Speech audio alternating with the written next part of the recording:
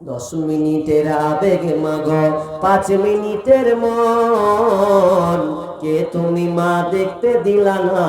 এই পৃথিবীর মুখ, জোর করে আসিনি ক তোর শরীরে আমি, পৃথিবীতে নাকি সন্তান হয় মায়ের কাছে দামি, তবে কেন সুখের ভুলে আমায় পেটে নিলা, সুখের শেষে কেটে ছিঁড়ে আমায় ফেলে দিলা, একদিন তুমি আমার কাছে, একদিন তুমি আমার কাছে আসবে ঠিকই মাগো, কি বলবে আল্লাহর কাছে জমা করে রাখো,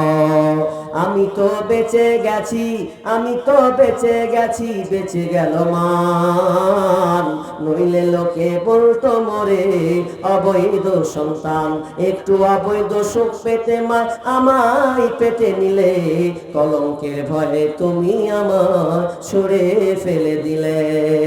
তোমার মাও করতো যদি তোমার সাথে এমন, তোমার মাও করতো যদি তোমার সাথে এমন, সেদিন তুমি বুঝতে মাগো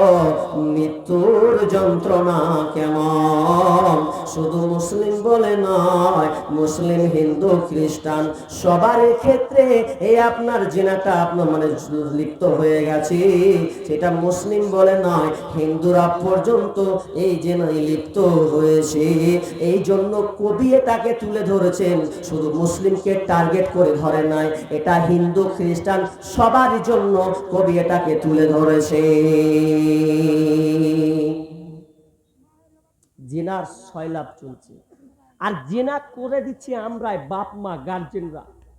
দুঃখ নিয়েন না, কষ্ট নিয়েন না। আপনাকে দু একটা কথা বলি, মেয়েকে আপনি কেমন লালন পালন করেন, কেমন শাসন করেন, আপনি আপনার মেয়ের জন্য আপনি দুটা তিনটা করে টিউশন ঠিক করে দিয়েছেন, কখন যায় আর কখন আসে এ খবর আপনি রাখেন না, বলেছেন কোনোদিন?